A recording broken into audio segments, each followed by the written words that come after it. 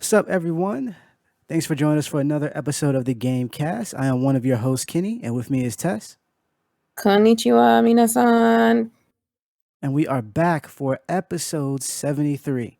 That's right, I'm keeping count this time. I still find it crazy. I'm like, last week when you're like, it was 72, and I was like, dang, wow. Yeah, I Mm. think it helps to kind of take into account what we've been doing and how long we've been doing it, and Yeah, the fact that despite COVID and a bunch of other, unfortunate events, that we're still doing it and still having a good time doing it. So, yeah. it's something I definitely want to highlight. This week has been interesting, kind of like on a pseudo vacation, Mm-hmm. where I'm not doing as much work as I was before, but there was still some things that I needed to kind of take care of because of timing. A lot of stuff that I kind of agreed to do didn't come about until just recently. So it's like, Mm-hmm. even though this is, vacation time, it's like, oh, I need to put in at least a little bit of work here and there. That way I can get it, I'll have it ready by the time we're out of vacation. But with that said, it makes it a little bit more difficult to actually keep up with all the stuff going on. I don't know if you saw, but our tweet on the Gamecast recently on Twitter was retweeting basically Netflix and how Netflix is, they're rolling out their plan for 2022, and it is Trying to be like nonstop. Marvel. Right. It is not. Well, they've been doing it. They've been succeeding at that. Yeah, Their whole yeah, geeked event where they, yeah, showcase a bunch of different films and whatnot, and then, or and TV shows, and then the stuff that they had for this year. This year, a new movie came out every week, and that yeah. is wild. And to think that 2022 is going to be some of the same, with some of their big shows coming back, like The Witcher. I want to say The Witcher season 2 is coming back. Mm-hmm. They already are talking about shooting Witcher, season 3. There's Good. also Stranger Things. Although I think the guy who plays The Witcher isn't coming back on season 3. Or at Oh, because least it's that's, not about him. well, no, the rumor is that I want to say he got injured, and He then did. they were like, you know what? Maybe I don't know. It's one of those things where they don't want to lean too much on him as the actor, and maybe someone who's a little bit more available because I know he has other projects outside of just The Witcher. Mm-hmm. But the fact that things had to shut down, I'm not sure if they were happy with that. Uh, but that's not Uh, that's still rumored. That's not a hundred yeah. percent concrete. So I'm just throwing that out there. I hope that But is all rumors because it sounds really dumb. it Because kind of does. it It sounds kind of stupid. Henry does. Cavill is the Henry Cavill. He is the Henry Cavill, and he is everything, almost everything to me. So, Right. And I I don't know if mean, he's, going to be reprising his role as Superman, in the upcoming, DC flicks. mhm. So, that could also be a thing, competing contracts and whatnot. I'm not sure. But if there is going to be a Witcher season 3, I definitely want him on there because his, Mhm. kind of stoic way of acting lends itself really well to The Witcher. So I'm looking Yeah, forward to season 2. I'm But yeah, looking just forward to it. I need him to collect his paychecks because he is my husband. So I just, one of us has to work because we know that I'm not. right. Well, what about Loki though? Oh, who said I can't have more than one? Hey. I mean, when Henry's off at a project, there's Leggy Tom. Well, Leggy there's Tom's off problem. filming. See, do Henry's they at know home. about each other though? Of That's course the they do. question. They're British. Of course they do. Wow. Okay. All right. So on that note, yeah. So basically, it's hard to keep up with stuff. So I haven't watched everything that I said I was gonna watch, but that's Uh, okay because we weren't covering all of it. I did get to finish Cowboy Bebop though, so we will be diving into that a little bit later yeah, in the show deep and dive. expressing my thoughts on it. And this is interesting, especially because I just recently finished rewatching the anime for like the 900th time. So Yeah, me too. all of it's fresh. All of it is fresh. Yeah, And sneak peek, I don't like the treatment of certain characters. Just gonna throw that out there. all of Anywho, them. uh, before we get to that, there's a couple things that's been happening as of late that I thought was really interesting. One of them has been the ticket sales or the whole craziness that went beyond beyond the theater in terms of like theater sites like AMC and whatnot with Spider-Man No Way Home. When the you know, they dropped the veil, if you will, and allowed everybody to kind of jump online and purchase the tickets, they crashed. And this is not something that happened. I think the last time this has happened was maybe a Star Wars film. I'm not sure. Because I know Avengers, I was able to get a ticket rather easily. There wasn't Mhm. like none of the sites crashed. I don't think, at least not when I went. But Oh, you know what? That happened on Black Panther. oh, you're right. Yep, you're right. Mhm. Black Panther did happen. So it has happened before. Fandango crashed, AMC crashed, a bunch of Mhm. different places. Ticket places crashed, and it was very interesting. What was most interesting about it, and I say this is interesting. Let me back up for a sec because we're still in pandemic time, and even the movies that I went to that were packed weren't packed like they could have been. When I went to see Sung Chi, it wasn't. It was there was a lot of people. It's a lot of people, but not like when I went to see the Rise of Skywalker, where Mhm. like there was at some point there were people standing. I don't know how they got in or whatever the case may be, but I remember looking over. I'm like, yo, dude's been standing for a minute. Like, is he waiting for someone to? You know how you do the thing where like you're gonna scoot in, but you don't want to sit down right away because they're gonna come in Yeah. from the bathroom. So I was like, is he doing that? So Mhm. yeah, it was packed, and typically they stay that way for weeks because the movie is that popular. Whereas right now even the films that are doing well aren't doing as well as they could have because it's still COVID season. And Yeah. so for the fact that Spider-Man kind of crashed everything, that's kind of telling. I am not trying to go week 1 to see this movie. I don't want to be around all these people. No, um, I'm not trying at to go, all. maybe the second week, let the huge crowds. I'm gonna try to go early in the morning, something like that, Mhm. and just get it out the way. um, but that being said, what was also interesting was the fact that a lot of scalpers got tickets and started to selling them for thousands, even tens of thousands of dollars online. Shout out to Matt Kim over at IGN. I'm looking at his article, and he talks Mhm. about how outside of the movie ticket sites crashing, that these people started putting these tickets on eBay and other places like that, Mhm. and they were selling them. Now, at first, I was like, okay, I heard about some listings. It was like $100 for a ticket. And you know what? I'm not mad at that. I'm not mad at You say that. $100. I'm not I'm, mad to be honest, I'm not mad at the scalpers at all. at all. Aside of the people who do illegal things, like use bots or like hack the website to get stuff, I'm not a Yeah. fan of that. If you wait outside for something for like the Jordans and you end up getting it and then you want to resell it for a lot of money and someone's willing to pay for it, do what you Hey. do.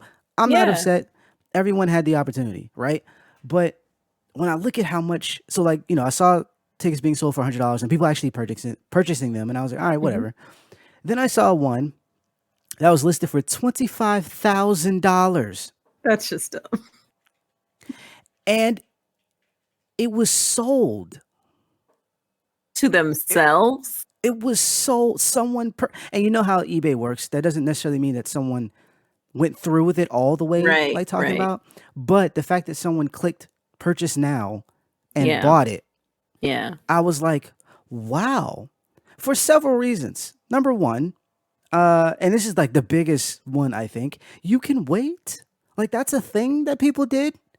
Like, I Yeah. don't know, 3 weeks ago. It's not even not that long ago where people waited for stuff. No, you can't wait. Like, you really can't wait to see this movie. I know it's a big deal, but it's kind of a big deal to us in a nerdy type of way. It's not Yeah. like you're paying that much for medication or like No. a hospital bill or something like it's not that important. It's not a house note No. or a car, like you know what I'm saying. But then also it's confusing because considering it is COVID time, Uh-huh. a lot of the films that come to theater are available to rent like a month or two later because Yeah. the typical, however many months it's in theater while it's hot, plan has been shortened by a lot. I know, Mhm. like, right now HBO has the deal where all of their films that go to, or not HBO, but Warner Brothers through HBO Max is putting all of their movies on HBO Max, and then Mhm. um, at least for the first 30 days. They'll be in theater and they'll be on HBO Max. And then after that, you can only see them in theater for a little while. They'll eventually come back. And next year, because it's supposed to open up a little bit more, they're going to have it where after the first 30 days in theater, then it'll come to HBO Max. But the point is that it's not a long span of time.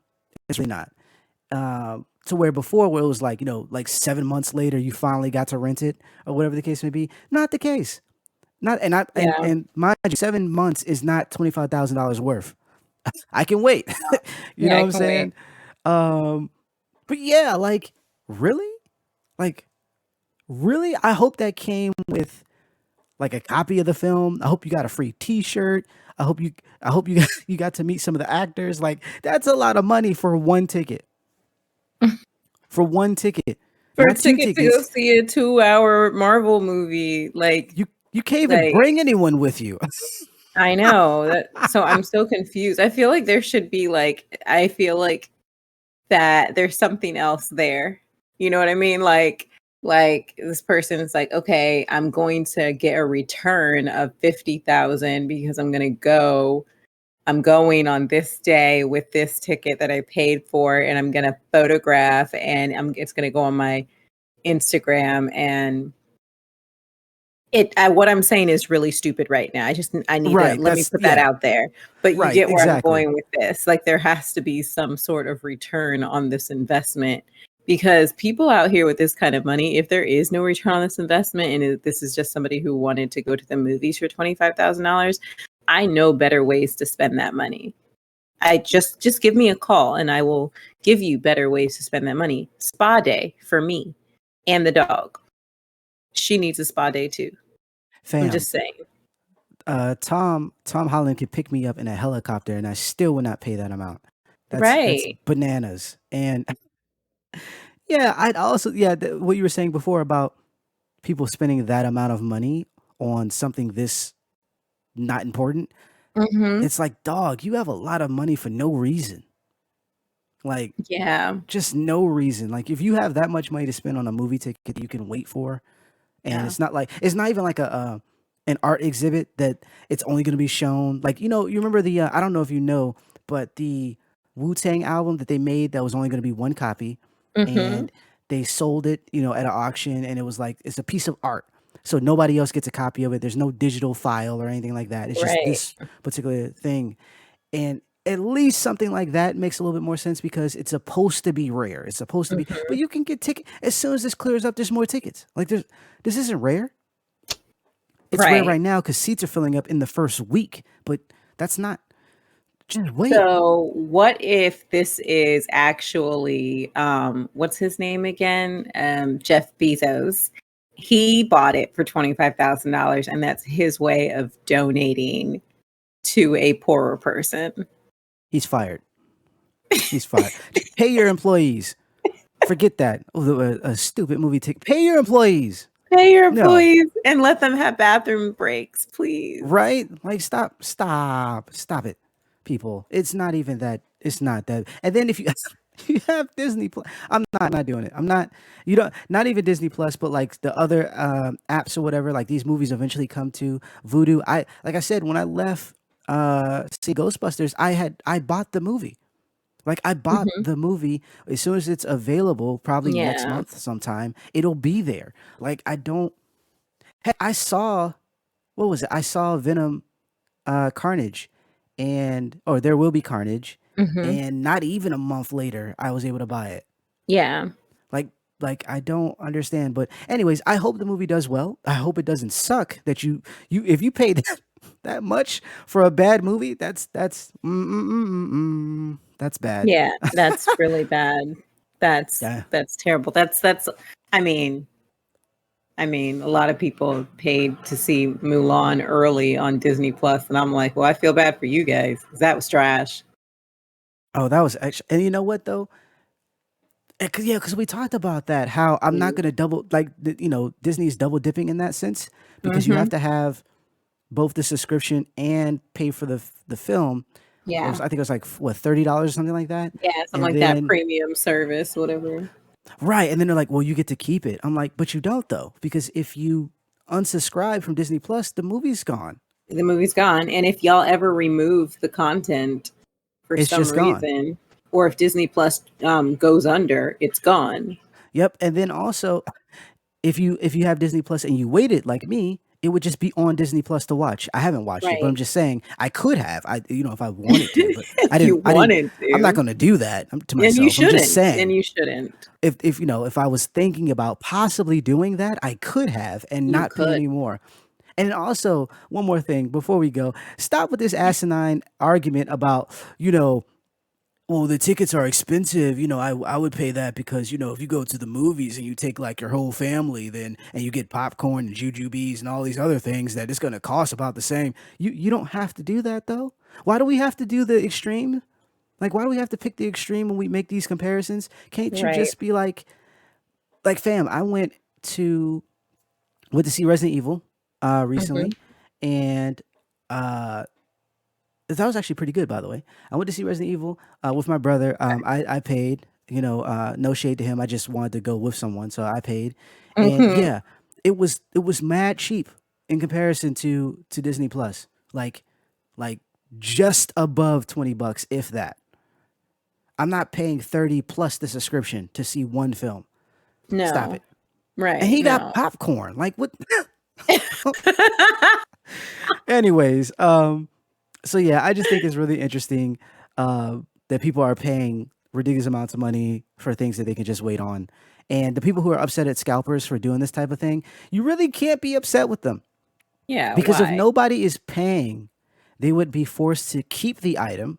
So then it's just like someone else buying it or Yeah. sell it at a loss. I Yeah. mean, sell it for cheaper. Just like the people who are buying up the PlayStation 5 and the Xbox Series X and whatnot and selling it on eBay. It's like if they wouldn't be doing it if people weren't buying it. If you weren't so desperate to get it now Right. versus waiting, and I get it. If you're trying to buy one now for Christmas, I totally understand that because it's been out a whole year and people still haven't been able to get it. I understand that aspect. But when it first was announced, or like the first was available to buy, and you didn't get it, just Hmm. wait. Because if people are waiting, there's nothing for the scalpers to sell, so they have to sell at a loss. They're gonna stop buying them. Yeah. That's just how that works. It's supply Like and demand. supply If you demand. pay a ridiculous amount of money, guess what? The scalper's gonna take a piece of that and go buy another PlayStation. You know what I'm saying? Like Right. to go sell it. So yeah, it's okay, folks. It's all right. It's okay to wait. It will be there. It will be there. Speaking of which, and this just popped in my head because I talked about Resident Evil. Me and my brother went to see Resident Evil Welcome to Racoon City. And real quick, short review. I thought it was good. I thought it was good. It rivals the first film, the original Resident Evil film. And I think it's better because it focuses more so on the characters from the video game series.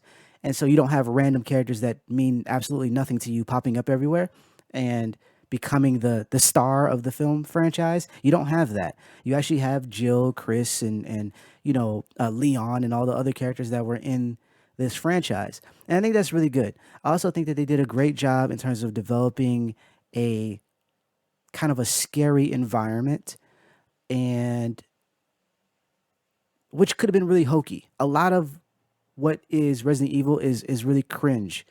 We like it that way though. It's B all the way, like B film but game. But this did a decent job of being serious. It also allowed for they changed a lot of the story to kind of fit a narrative that better works with a film. And I thought they did a really good job in that aspect because, like again, a video game does not translate to movie very well. Just on paper, it doesn't because we do a lot of foolish things. And the fact that they were able to not only incorporate like the game's puzzles Hmm. with the mansion, where like playing on like piano keys and it shifts a door somewhere, like like a bookshelf picks itself up and move over. Like the fact that they did that and it seemed to work realistically, I thought it was a really good job. That being said, and though I like the film, I'm gonna end up purchasing it. It is very. There are some bad lines. Leon, they totally disrespected Leon's character. They made him incompetent, the butt of all the jokes, and just mean spirited like jokes too. It wasn't even Like at first you feel sorry for him, like, oh, everyone's messing with the rookie. But then after a while you're like, nah, I don't even like you either. Like like Right. he's just in the, you know what I'm saying, just in the way. Uh-huh. And they changed some certain characters motivations. They combined Resident Evil 1 and 2 into one film and had a little bit of sprinkling of Code Veronica in there if you're looking. Another thing that they did that I thought was a little poor was that they kept nudging towards scenes from the games and in a way of kind of like fan service. And a lot of it works, but some of it doesn't, and it's because it feels a little out of place. Like you just have to have this scene because you want to please fans, but it's not needed. It doesn't really add to the story. And if you work around a game, trying to please fans in that aspect and not tell a good story first, you're gonna fail. Thankfully, the movie doesn't. The movie doesn't fail. Some bad lines, one-liners, and whatnot that could be just thrown away. But for the most part, solid zombie film, and I'm looking forward to whatever they do next. And that's a surprise because I didn't expect this to be good, at all. At all. I don't think anybody did.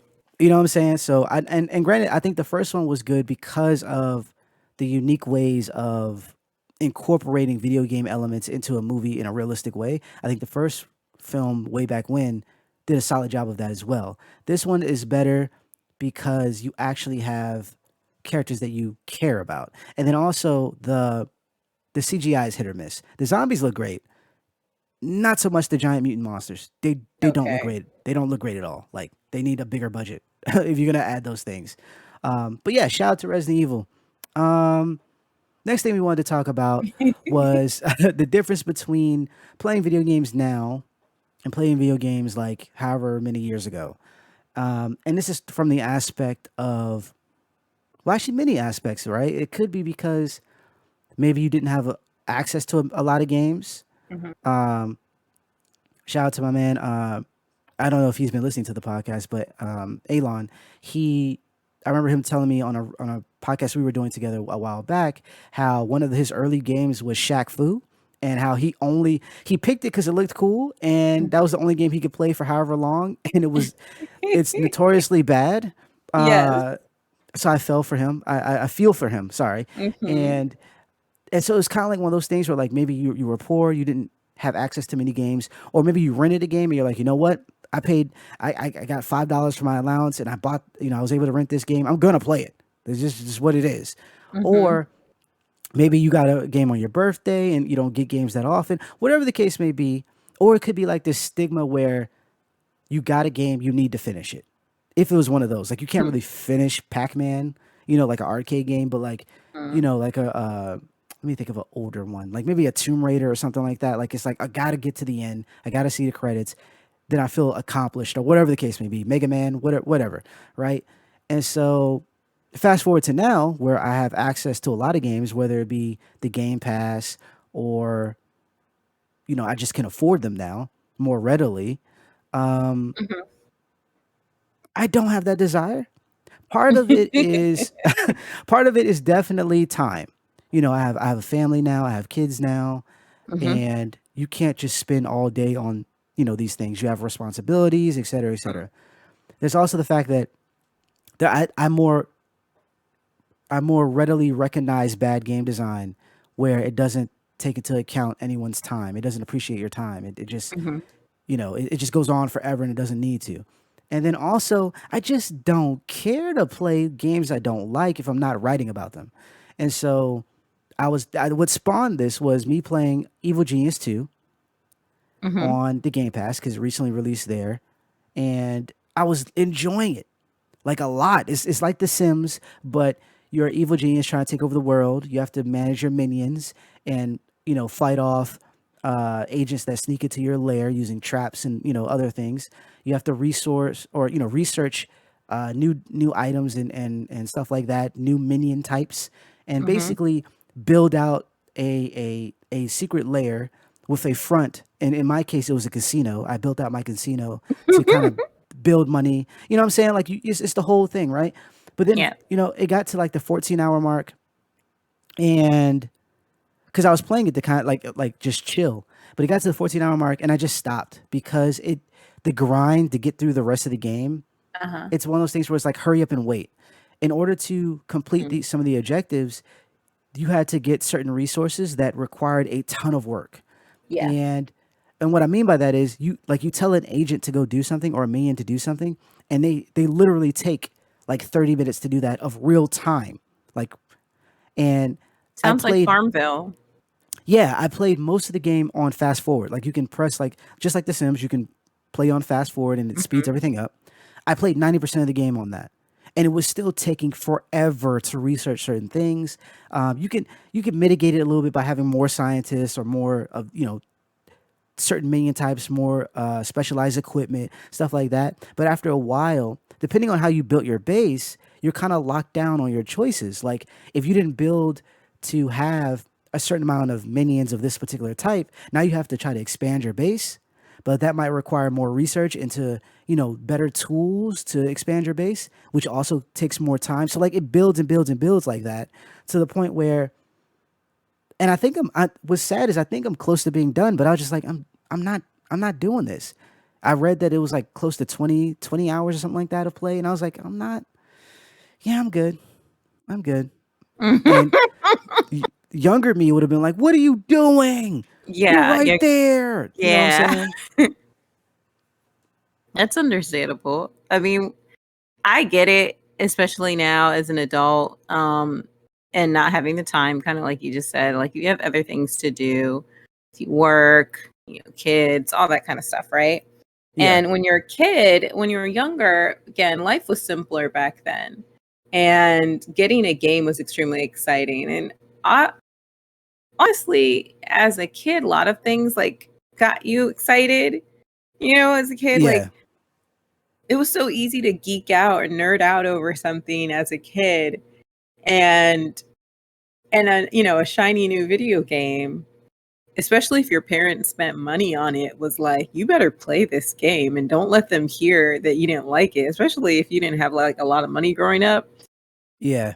Like that's not okay. You're gonna play this game and you're gonna play it forever because it's the only game you're ever gonna have, ever. Okay.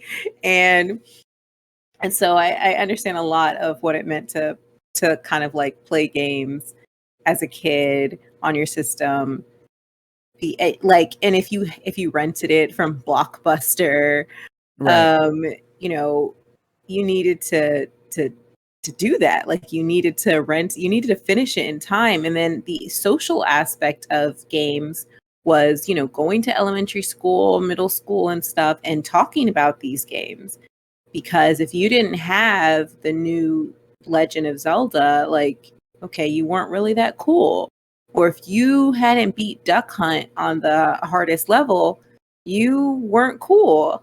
you know, there Yeah. was there was a social aspect of finishing games, and especially if you loaned games to like your neighbors, if there are other kids in your neighborhood, and you swapped out games, there was a reason to want to finish them. I mean, honestly, like I remember I swapped Zelda once because I never owned it, and I didn't own any video games. They were all my brothers. But I think I swapped a game once for Zelda, and I didn't know how to play it. I actually did not know how to play. So the only time I ever played Zelda was when I wasn't playing. I was watching other kids play it. And to be honest, like even though Zelda's so famous, like I don't know a lot about it so much because I didn't actually really play because I didn't know what the heck I was doing. I only knew how to play Mario and some other stupid games like Finding Nemo. Not Finding Nemo, sorry, Little Nemo. Love that game. Anyway, but there's like a difference, especially the way our brains work as kids.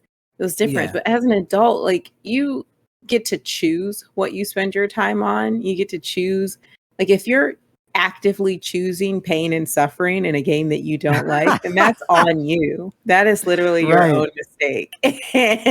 And I honestly do have a story on that because like how much I love Tomb Raider. I told you. Yeah. I got into Tomb Raider in college. I really enjoyed it because it was a game that made you think. And it wasn't straightforward. It was just like you really, really had to figure stuff out. And so I really, really enjoyed that kind of game. And so when I got my Xbox, I did end up getting Tomb Raider, the new release of Tomb Raider. Right. And I couldn't get past part of the beginning because they turned it into first person shooter. Just that one segment of the game. Like, no, Lara always just naturally points her guns at the target. I don't have to point them for her. I mean, it's different when you unless you have like the laser sight on or something Right. where you are intentionally trying to target something and that's part of the level. This was different. It was like there are other people in the game. You know, majority of the Tomb Raider game is just Lara. And I'm like, what? There's other people. I have to kill people? What the? And I got so fed up and I was just like, I'm done. I'm not playing this game anymore. And I tell my friend, Carrion, who's going to be on our show next week, and she's like, if you could just get past that, it is a really, really good game, which it was. And I did finally get past that. But I had to put a lot of heart into wanting to complete this. Right. You know what I mean? We have choices as adults. I'm not saying we didn't have choices as a kid, but let my mother buy us a game and find out we didn't play it. That's not the way things work. Or even Dog. worse, like they buy you the game and then you beat it within like 2 days, and like you're like, I want another one. Like the conniption that Yeah, happens, yeah, like that's a whole different type of meltdown you don't want. you Like nah, don't. we still playing. We got some secrets to find. It's okay. Right. Like you know, Even it's like okay. your parents come down, they're like, wait, why is there no noise? Like, what are you guys doing? Why isn't the TV on? Why aren't you playing the games? And you're sitting there reading books. Like, wait, It's like, how what just dare happened you? here? You know how much I've spent on this game? Nah. But yeah, man, look, I put myself through hours of what's that game that I like to play? I can't get the name out right now. My head isn't The working. Was it the MMO Yeah. game? No, Dynasty Warriors. Oh, right. Yeah. And I'm playing this game. You know how I feel about Dynasty Warriors. Right. And I'm like, this game is so stupid, but it's still fun. And the thing about Dynasty Warriors is that it has multiple modes of gameplay. And this is before they did the open world. I don't know anything about the open world games. It's Since not good. yeah, I heard it was trash and I don't want to play it because it shouldn't be an open world game. But like, they had the hack and slash levels and then they ended up putting in like these versus things. Not like it's not just like players can play each other, but you can play the computer and like you have to pick um and it's actually really complicated. Sorry, Warriors Orochi. That's right. Warriors Oh, okay. Orochi.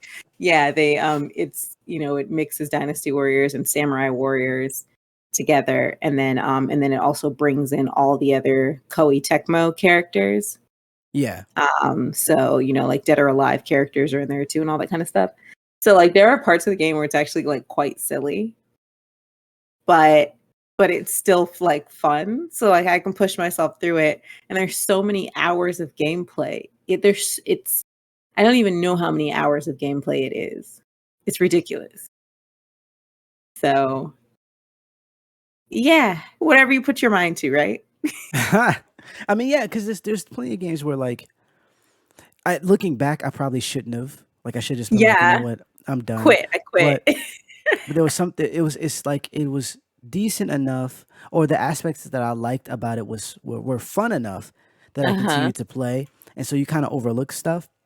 But then Mhm. a lot of that too is like your mind is a little bit shaped on your limitations as well. I Mhm. think things like the Game Pass kind of help in that regard because you can try Yeah, stuff and not have to worry about investing so much that's uh, true. of yourself into it because you haven't invested that much currency. Financially, you haven't invested that Right. much into it too. So I definitely think there's a shift there that just kind of happens, but it is refreshing. It's refreshing Uh-huh. to be able to walk away from a game. Uh, and not have it like linger in the back of your mind like, Yeah. man, you should have just gone ahead and completed it. But I mean, because they're expensive. Like now, like when we were kids, yes, games would be expensive to our parents or whatnot. But like, $10 for a Nintendo game or something. I actually don't know how much Nintendo games cost because I never oh, they purchased were one. they were expensive. They were like Legend of Zelda on the Was that 30 bucks? Nintendo. No, 70. That was Oh, 70. wow. See, I Yeah. wouldn't have known.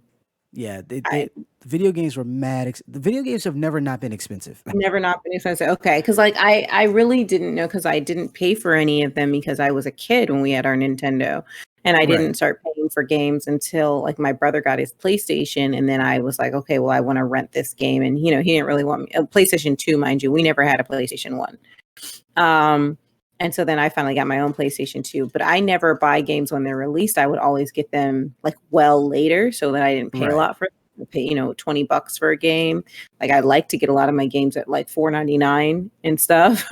Like some Fire. used like I'm telling you, that's just how I roll because I'm like, I don't got money like that. Shoot. I bought my PlayStation and my Xbox like on Black Friday when they were cheap. So, like um but anywho, what I was about to say was just like playing a game and then not, buying it and not finishing it like I did with Assassins, which I told you. Right. And but sometimes like a game will start to stress me out so much that I don't feel that it's I don't want to say worth, but I just don't feel like it's right for me to continue because I'm Yeah. becoming stressed out, which we actually talked about on one of our earlier shows, Yep. very early when we were doing this about things that kind of stress us out. And so when it gets to that point, if I really, really want to know how a game ends or how cool it is, I'll watch somebody else play it on like YouTube. I Yeah. will, because I don't feel like I can finish it. I just don't feel like I can do it, and I did that with the Turing test, which honestly I think is actually a really good game because I think it's a good mind bender, Right. but I just couldn't finish. I just couldn't do it anymore. I just couldn't. I was really getting nervous. So so I've done that, and I don't feel bad about it. And yes, I never finished Assassins, but I do feel like I can go back in time. I mean, I can go back and finish them. The only thing I think might be a problem with Assassins, the ones that I have, because I have 3 Assassins games, I think. And I think that I don't know how many people are going to be playing it online because there's certain levels that you have to play with other people. Oh, not so So much. I mean, there's modes that you have to play, like if you want to play multiplayer with people. yeah. But as far as the basic story, um, Uh-huh. you don't actually have to have anybody like access to that. But Okay. I do think it's one of those things where like some games you jump off of, like you were saying, because of the anxiety associated with it. That was the same way with me and Bloodborne. I bought that a cheap version, or a cheap copy, because it had been out for a while. I got my PlayStation 4 later than I had gotten the Xbox first and then the PlayStation 4, and so I was like, you know what? People talk about this game, and I'm not big on Souls games outside of Sekiro, so I was like, you know what? Let me try it. And the anxiety, I haven't finished it. I haven't gotten even far, actually, to be honest. And I started playing it again recently because I beat Ghost of Tsushima, and I was like, I'm gonna play Horizon before the next one comes out. And I was like, you know what? I was looking at my, you know, uh, the menu, the opening screen for the PlayStation, and I saw Bloodborne there, and I was like, you know what? Let me try it again. And Mm. what I found is that I don't understand, I guess, the allure of certain things. Like I like exploring Bloodborne's world. I like it's kind of like this, I don't want to say steampunk, but it's like Mhm. a My I favorite don't know, genre. gothic, or I don't know. There's so many things you can say about its world, where there's monsters, there's werewolves, there's all sorts of stuff, and you're kind of playing like a hunter with like huge swords and whatnot. It's really anime, and Mhm. so, but at the same time, you can die at almost any turn. And typically, when I play, like for instance, I like survival horror games, and you would think, with the way my anxiety works, that survival horror games would bother me, but they don't bother me the way this game does, because I feel like I lose something. If I die in Resident Evil, I just lost some time. I Mhm. can reload my save, pick a different route, you know what I'm saying, and just go. Games like Bloodborne, because it's like a labyrinth, but it's open. So you can get Mhm. lost very easily. So you can be like, oh, this is the right way to go. I'm sure of it. And walk right into a boss fight and not even know it. and Oh you're not even supposed to be there yet. Like the guide, and granted, you're allowed to be there, but if you were looking at a guide, the guide would say, no, no, no, no, no, no, don't go there. Go over here first. Get the much needed weapon you need before you go over here. And it's not the case. You just kind of go, and so not only that, you get like currency based on like when you kill enemies, you get a currency and you use that currency to purchase level up, and items and stuff like that. But if you die, the currency is like it's just kind of there, and you have to go back to the spot where you died. And if you get there, you can pick it back up and you can keep it until you spend it. If you die again, though, you lose that currency. It's like gone forever. So that could be hours of potential play gone, right? And god. so what happens is though, because it's a labyrinth, there's sometimes where I'm like walking around, and I'm like, I don't know how to even get back to where I died. Like I wasn't even supposed to be in this section of the map, and I got here somehow, and I don't know what to do. And so I think that anxiety plus the fact that everybody is so lethal in terms of their fighting and Mhm. how things can just happen. You could be walking somewhere and like you look around and like someone rolls a boulder down the steps and it kills you, and it's like what you know what I'm saying? Like there's so much of that that it's really difficult to. It's not even the difficulty because people highlight that a lot about these games. Like the bosses are really tough. It's not that bothers me. It's the Mm. anxiety that I'm gonna die, not even knowing where I'm supposed to be, and potentially lose something that I can't get back. That Yeah. anxiety makes it difficult to play. But I'm trying it because I feel like potentially beating that game could allow me to have a better vocabulary game wise, since it's Mhm. one of those things where a lot of people talk about. But it's it's it's rough. It's rough. The next thing we wanted to talk about was Cowboy Bebop. We spoke about Cowboy Bebop last week. I had only seen, I think, the first 3 episodes. Tess has Mhm. seen the entire thing, and so she gave you an interesting, interesting review, and hilarious. We actually clipped part of it. You can check that out on the Gamecast 1 on Twitter. Hilarious. Also on Verbal. I also have the clip on there as well. But yeah, just she shared her thoughts, and so I wanted to give my thoughts after watching the whole thing. Mhm. I don't hate the show. And there was times where I think this could potentially be because you gave it such a negative review that Mhm. I was looking to be angry. And I eventually did get angry. I'm gonna put that out there. But I think I was looking to be angry and I wasn't. And because I Mhm. wasn't, I was like, oh, it's not so bad. Mhm. What I did was similarly to what I do with the Marvel films, is that I separated the two.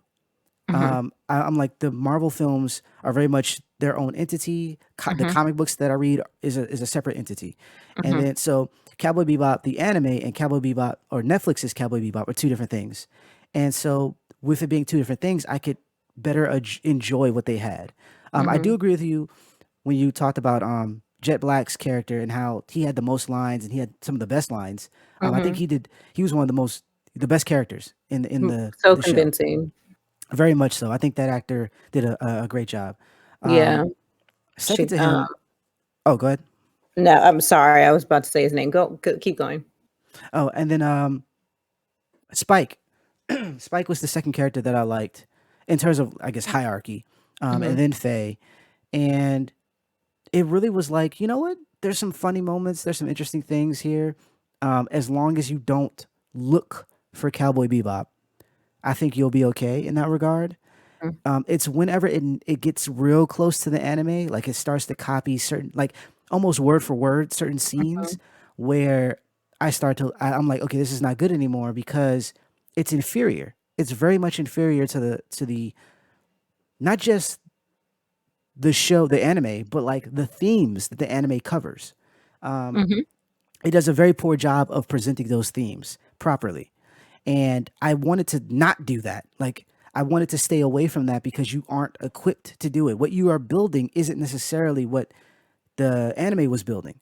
Mhm. So stick with what you know. Essentially, is what I'm trying to say, Yeah. because this half and half flippity flop stuff just does not work for your No. show. And it got more and more grating as we got closer to closer to the end, Mhm. especially uh Vicious. I said it last week. I didn't like Vicious. I Mhm. super don't like him Mhm. now. He is just a big baby, and Mhm. I didn't like his father. Like I was happy what happened with him. But as far as like it being by Vicious's hands, I was like I didn't care, No. and their conflict was so annoying compared to what it was in the anime. Like aspects of him as a character, I was like, you are not a likable villain. Like you're just you know what he reminds me of? He reminds me of a villain that is like the stooge of the main guy who Yeah. wants to take over and get in his own way, like Starscream, but not charming. And Right. what ended up happening is he creates a whole lot of mess that the other characters have to clean up, and you just hate the character. That's how Vicious was. He was becoming that, Hmm. in the show. And I was like, I would love to do away with him. Trash. Right, Faye, I think was hit or miss for me. I didn't like all the balls and all the like. I don't know, like it's just she sounded Welcome to the foreign. ouch, motherfuckers. Right, like I didn't. It was so I, stupid. Welcome to um, the ouch, yeah, motherfuckers. it just was bad because it's not. I guess maybe they didn't lean into things fully. Like if she always spoke a certain way, it's like okay, this is just Faye's character, but she pivots. Like the episode with her mom, I'm doing air quotes. Her mom shows up. Hmm. She's not the same Faye. She acts very different here. I mean, she's the same character, but she doesn't talk the same, Hmm. and you can see remnants of a better character there. And it worked. Most of that episode actually works outside of the the twist at the end, which I thought was bananas. Most of that episode actually works, and I was like, okay, Faye's not that bad. There was a lot of this is not that bad that would pop Hmm. into my head, Yeah. and I'm like, this is okay. I can see this like being a rough start. This could be eventually be a better thing, and so on Hmm. and so forth. Getting close to the end, though, getting close to the end, when they were doing the flashbacks and everything, I just was it was very cringe to me. I Hmm. didn't like the motivations, why people were fighting. I didn't like how it. I never liked this idea where people just don't talk to one another. I Hmm. don't like how, like the audience knows, and Hmm. each individual characters knows something, but they won't talk to each other in a way that is realistic. Right. It's called Hey, plot armor. right? It's like, hey, if you just told him A, B, and C, he won't be as upset as he is right now, and you guys could squash this. But That's no, because sloppy you have writing. to be, yeah, because you just have to. What? And it's not even like I can't like they'll have like certain shows that are really good with this will be like if you tell someone I'm gonna kill I kidnapped your family and I'm gonna kill them, so you can't say anything, and so that prevents them from actually saying the things that they need to say. That's Hmm. okay. But in this case, there was nothing preventing these people from talking. Like No. just have a conversation, and they would just kind of talk all around. Same thing with Spike and Jet not saying what they need to say. I had no problem with Jet being upset with Spike because you Yeah. had plenty of opportunity to say something and you didn't. And the show wants you to feel bad about what happens here, and this is probably the only area where it actually mirrors the anime because we know that everyone is just makes mistakes, everyone lives how they live, and these are the results of it. And Hmm. so seeing how they fall out at the end, it's like, yeah, this is what do you expect? Like, what did you expect was going to happen? Yeah. Especially when you get his daughter caught up in your mess. What did you expect? So I can't even be. I mean, I'm not sad. Like that's Hmm. I'm like I wish it would have ended better. Also, the whole twist with him being shot outside of the I guess cathedral or whatever they were in, trash. Uh-huh. Like just throw that away. That It was was so stupid. it was only to do another season, and we don't Mhm. need another season. Nope. Now, mind This you, was trash stuff. I wouldn't have minded another season if it ended better, but the only thing that would have made me want to see another season is the reveal of Ed. And when they revealed Ed, I nearly threw my phone. A I lot of was people actually almost threw up. I and no offense to the Little person playing girl. Ed. No shade there. Mhm. I think that for this particular world and for what they're going for, this Ed fits. And I'm pretty sure if we see her more, that she will do she will do what she's supposed to do as that particular character. However, having the other Ed like referenced, knowing who the other Ed is, knowing how other Ed looks and speaks, this is not Ed to me, and it comes off as a an annoying extra character, and I'm not happy with that. I'm not. This is not the Reminds Ed me I of a wanted. no. It's like a It's little girl in a high school, like somebody got their little sister to play the Raggedy Ann doll in yeah. the high school Christmas play. You know what this is like? This is like, you remember Batman and Robin when Jim Carrey played the Riddler? Yeah. It's like that. If you know who Yeah. the Riddler is, you know what the Yeah. Riddler's done. Like just the level of villain the Riddler is before the Joker Yeah. even showed up on the scene. Mhm. And then to have, and I like Jim Carrey, We all do. but to have that comical not Riddler thing Yeah. is how I felt. I was like, no. I Yeah. immediately Yeah. said no when Yeah. I saw Ed. So in this case, I think the Cowboy Bebop show overall, I didn't hate it. I don't need any more of it. I am Mm-mm. good if they never make another one. No offense to everybody who's involved, because you want to get paid. But if they don't, if they're like, this was it, we're done, we're good, I would have no problem. And yeah, it's just not hated. That's I guess that's the best I could say, which is kind of sad too. Is I don't hate it. It's just kind of like a thing I watched, and I'm done. I guess. Yeah. Which is sad. It which is actually the sad part Right. because first of all everybody involved should be slapped across the face for lying. It was all lies because oh yeah, this is freaking Danielle Pineda. Um, this is a love letter to the fans. Fuck off. No, it's not. Okay, like no, it's not. Get out of Oh here my with that god. nonsense. All right, you all lied. The showrunner pretended like he actually knew what the show was about, which he clearly didn't. And if you wanted to go away from the source material, which we said last week, like if you wanted to have a show that wasn't a one-to-one, then you should have created your own stories. Because the problem in this show, like we've said, is that story continued to happen whether or not the characters did anything. It Right. was story just kept like it was like, well, Julia needs to be the bad guy in the end. So we're gonna have her be mad at Spike and say that he made her and and it's just like, so wait a minute.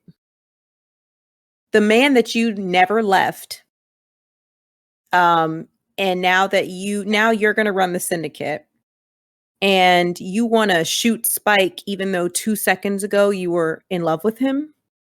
Like 2 seconds ago, you were kissing him. You were like, we can run away together. We can leave all of this or whatever. And then now it's, I'm going to run the syndicate. Bitch, what? I just want it to make sense. I just want some consistency here because people are all like, like they think it's a twist in their minds. They think it's a twist. It's like, it's not a twist. You always intended it to be this way. Right. And you just needed the characters to get there without actually developing these real characters. Because Julia didn't need to turn into this wannabe head honcho just because Vicious strangled her one day. Like I really I'm having a hard time believing that she was this distressed damsel for so long and then she just decided we're going to make him pay. But you should have Yeah. decided that years ago. It Like doesn't. It this doesn't make any sense. it doesn't make sense. And again, it's like I said, it's sloppy writing. And that's what makes me so mad because it's like at the end of the day, it's fine to actually for people to be like, I don't hate it. It's whatever, whatever. But I feel like that's the sad part because your source material was so good that everyone loved it. And they literally said the work which will become a genre in and of itself will be this. It's so ridiculous. Like it's a tragedy and funny and all kinds of genres mixed together into one that actually works. This should never have worked. Anime Cowboy Bebop it should never have worked, right? Yeah. Because it's just so much stuff in one show, but it worked. Why? Because they were so smart to create a show around characters. And this is what I was saying last week. The characters of the anime drove the show. No matter what, because they developed those characters so well, even the characters that only showed up in one episode had development. The characters drove the story. And in Netflix's version, they made a story and just put people where they wanted to put them. And we're like, this is how it's supposed to go because this is how we see it in our minds. I'm like, no, because that's not what it should be about. And one of the reasons I was so like, I've been irritated because I'm like, you guys actually could have made a good show if you had just built characters. That's it. And Yeah. I'm not like, I didn't need to see Pierre LeFou. I didn't need to see any of the stuff that was in all 26 episodes and the movie. None of it needed to happen. None of it needed to happen. If you had just built these characters however you wanted to build them, but actually build them, because you never should have gotten the feeling, Kenny, that Faye was one way one episode and another way another episode. She should have Yeah. always been Faye. And I hate that because I love Faye so much. She's one of my favorite characters just ever in any show. And I've said it like, like the part where she watches the video, like that makes me cry. Every time I watch the anime, it makes me cry. That episode makes me cry because I resonate with it so much about, being a little kid and cheering yourself on. Like not many people do that. And she did. And she got to see that even when she had amnesia. Like Faye has so much depth to her. And the fact that this is a character who has no memory. It's how did you build somebody who has so much depth, but they have amnesia? That's excellent writing. Like that's excellent character development if you can do it. And I think what bothers me so much that they chose to keep Ed for the end because they want to have a season 2, which I hope they don't have because it's just going to be trash. And they failed at so many things. You failed at world building. You really failed at world building. And this should have been simple. Like it can, so many other movies that are 2 hours. Okay. They didn't get 10 hours. These movies got 2 hours and they did world building way better than you could do in 10 episodes. Majority of Cowboy Bebop in the anime takes place in space, but of course they clearly didn't have any money for it, so they made everything happen on whatever planet or moon they happen to be on, which we never really know, to be fair. Like, I feel like there are so many things that they did wrong, which is just so upsetting because it's like, if you weren't ready to tackle something like this, why did you try Netflix? Like you just pissed everybody off. And this isn't something where it's like, oh, well, we were always going to upset some of the fans. No, you just made bad television. It was just bad TV. And it's so upsetting because there's a whole list of things we can talk about. They screwed up Gren's character. I'm really upset. And I don't want, like, there's some articles out there that are like, oh, well, if you're not non-binary, if you're not trans, then you don't see what was wrong with Gren in the show, in the anime. And I'm like, but didn't you guys just make a basic shell of the new Gren? You didn't take into his traumatic past and the fact that he was actually traumatized and now has, somewhat of gender dysmorphia. Like you didn't talk about that. If you're going to bring this character into this way that you think that you're bringing him, then, but why? Like, Yeah. why? Answer why. Nothing was done. Nothing was, and granted, I can't speak on certain aspects because I don't, there's not, I don't identify in those areas. But Mm-hmm. yeah, it's like, when I first saw Grin, I didn't even know it was Grin. I know Like nobody did.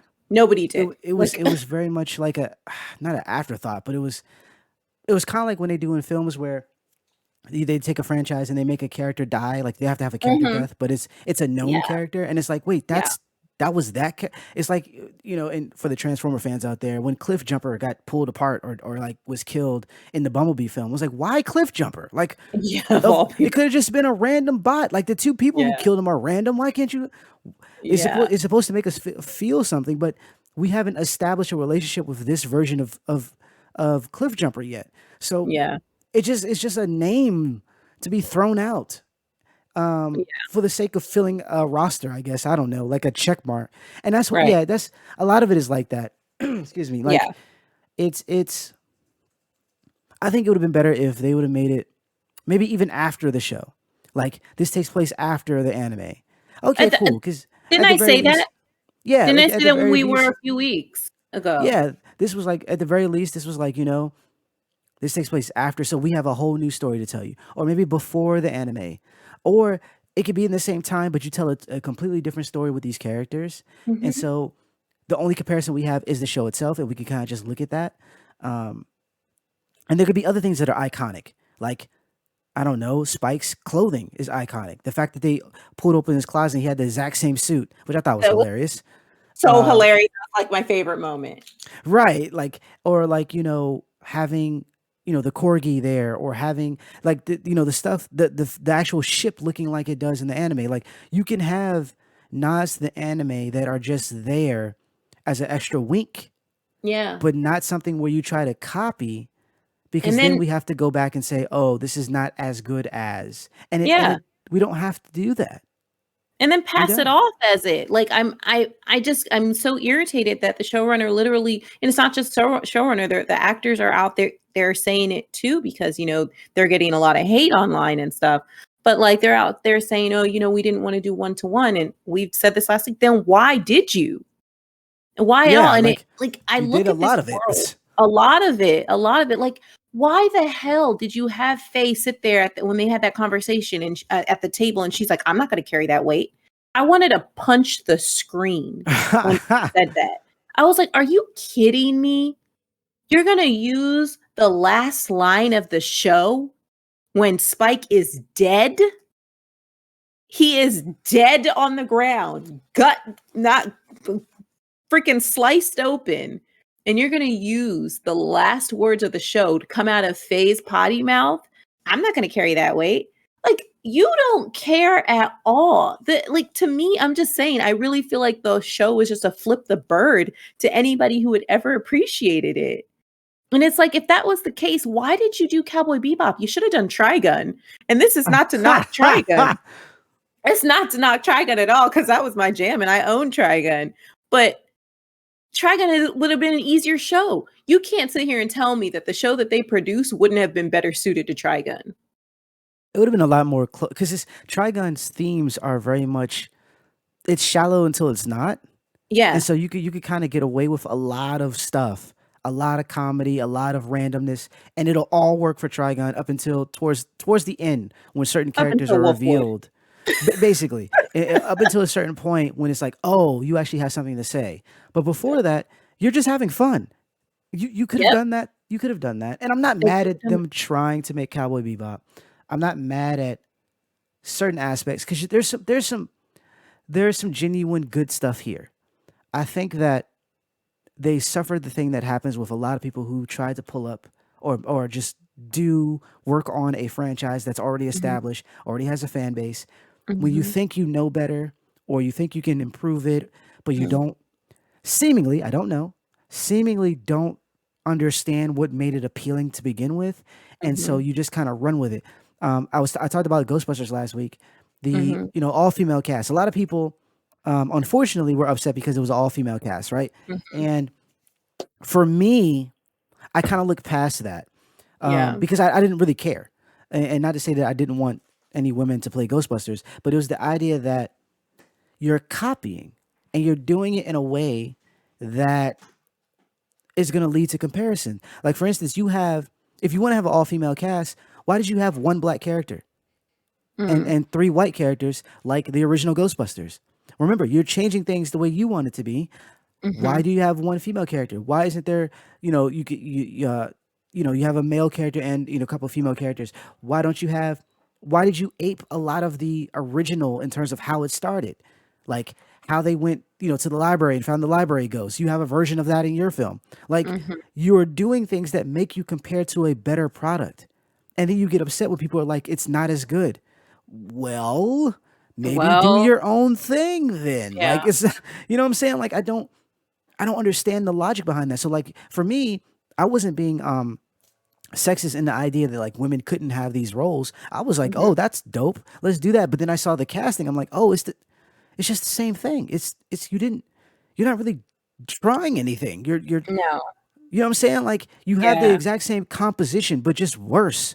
And so like, and then like, the jokes and everything just didn't land. And there was, because there's a lot of, I guess what people missed was like a lot of Ghostbusters was, first of all, it was well written, but then also it's a lot of ad libbing. You have comedians, Yeah. like really good comedians. And so like a lot of the magic is just spontaneous. And you're like, you know what, we're going to keep it.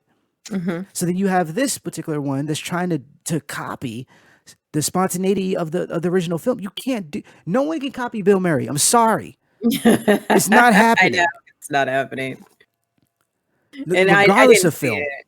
Yeah. You know what I'm saying? I So like, why would you even aim to do that?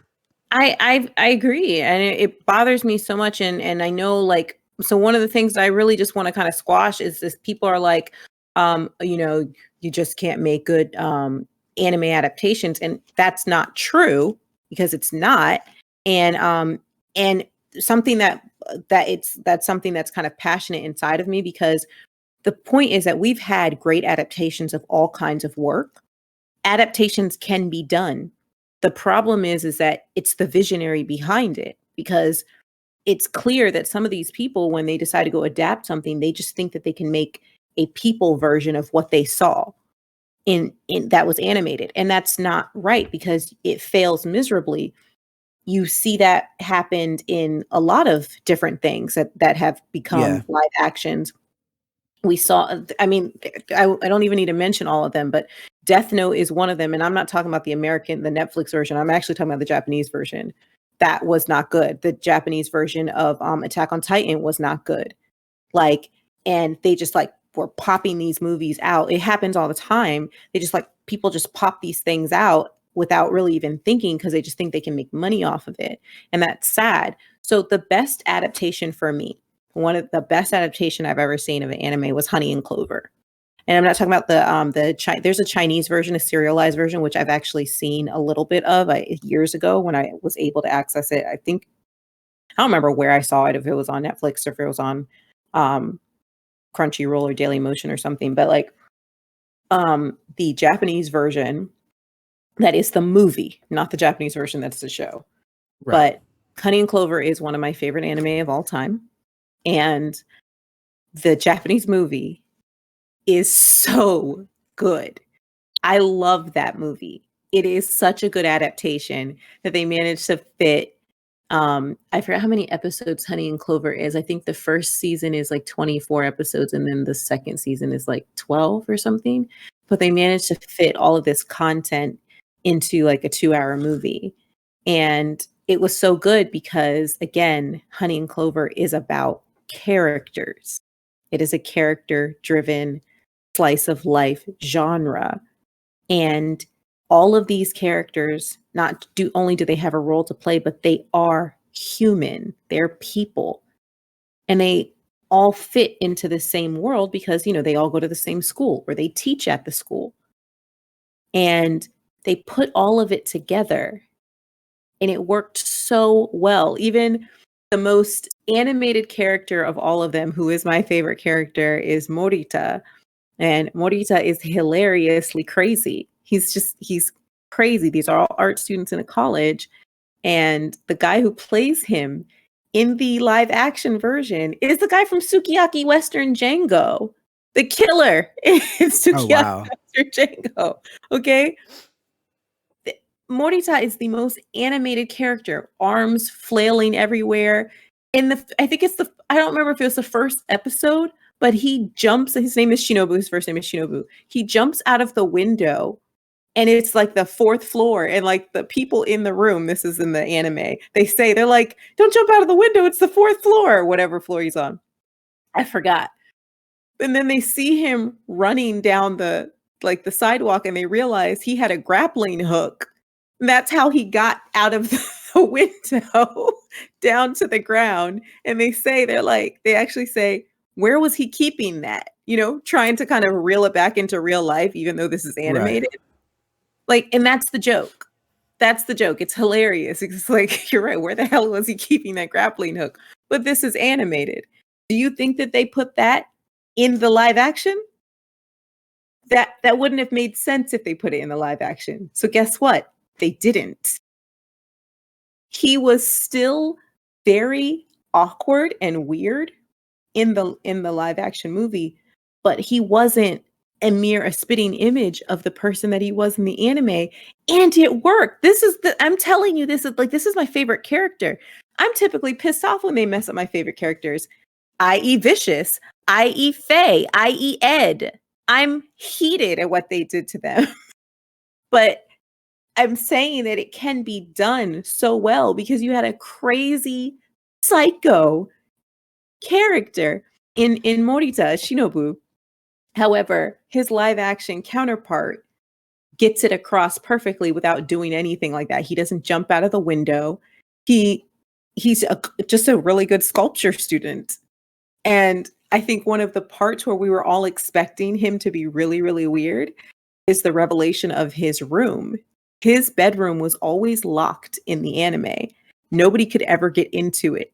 They had to like get some special CIA person to try to get into the room and they couldn't, right?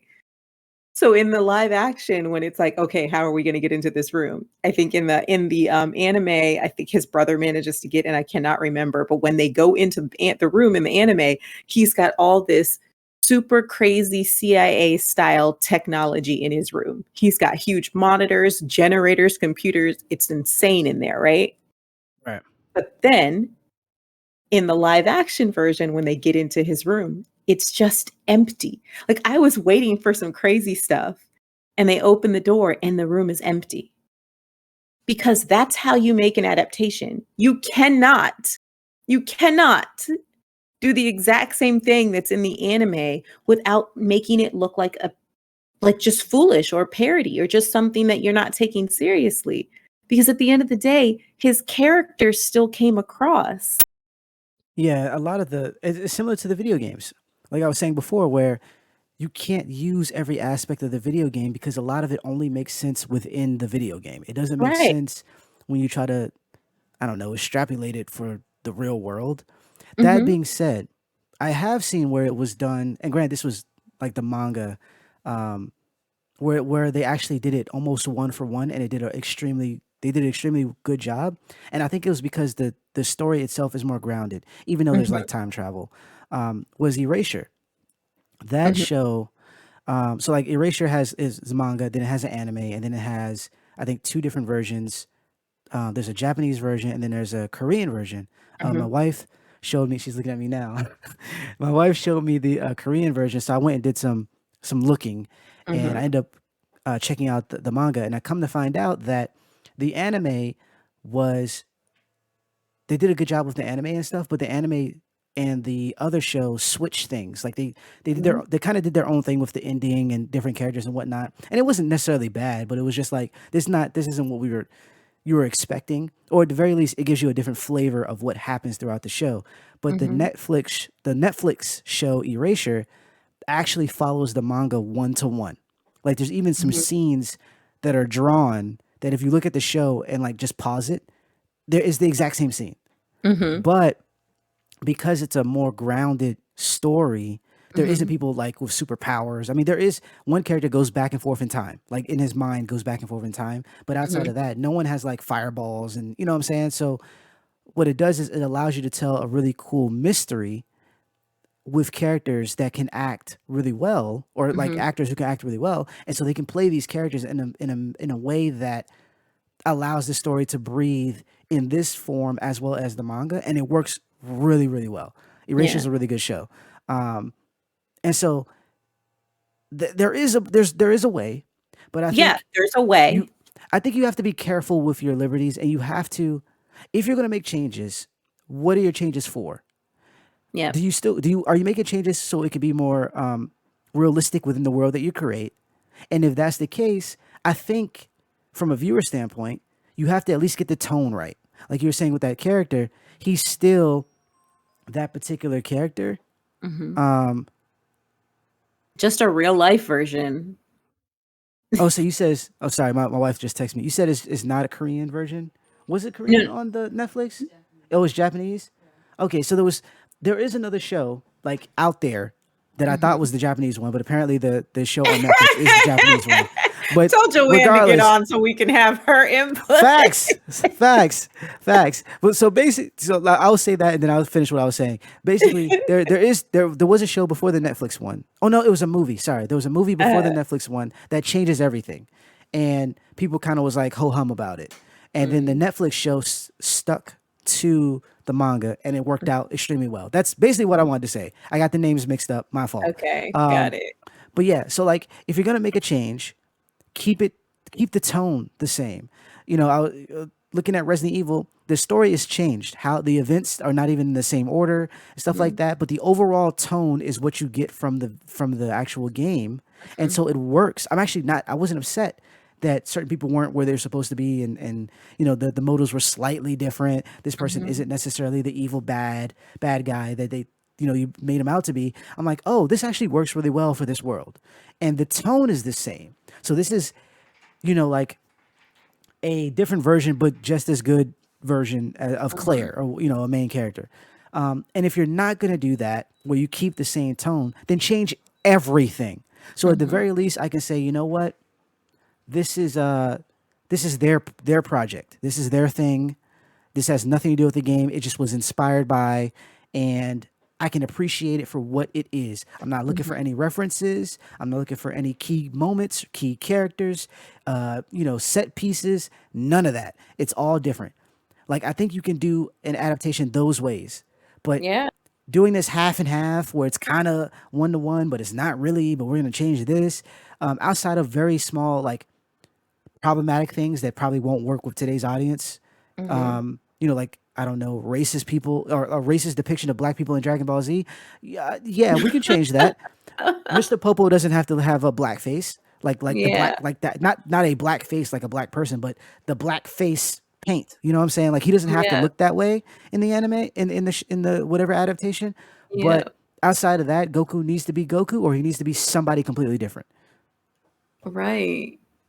Like whole new.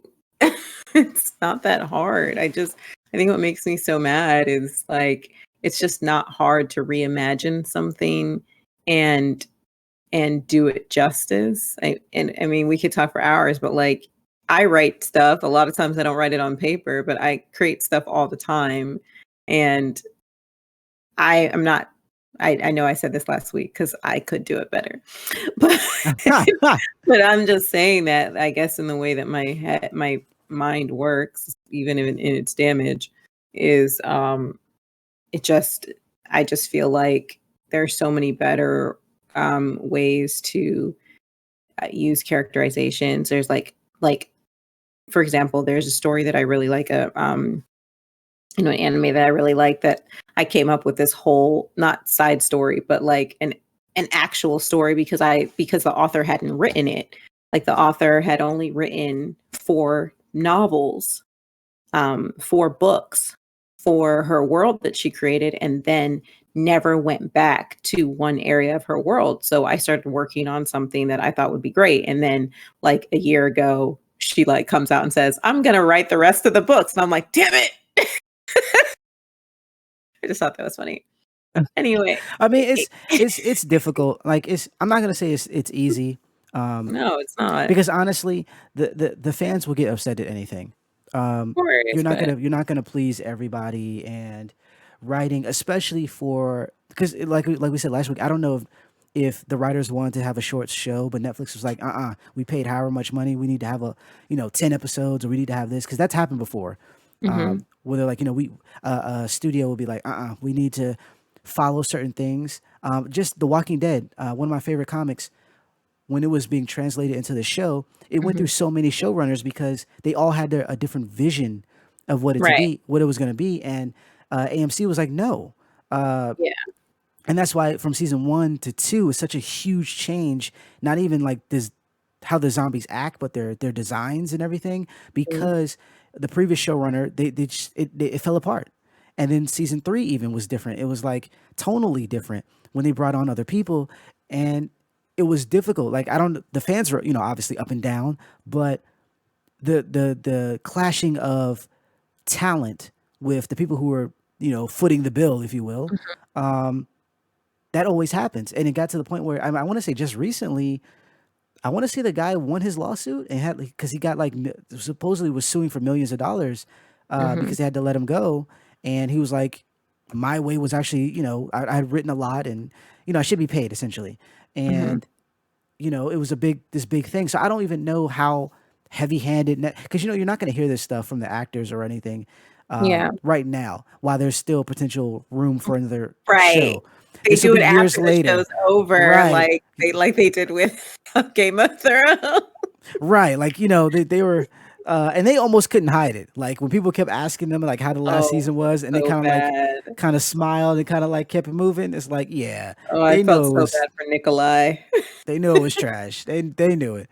But anywho, that is our show for tonight. Yeah. I hope you enjoyed the show. Appreciate you listening and hanging out with us. Feel free, if you're listening on our YouTube page at United Frame Gaming, to subscribe and hit that notification bell so you're up on all the new content. Also, if you're on Twitter, feel free to follow us at the Gamecast1. You have to put the one there.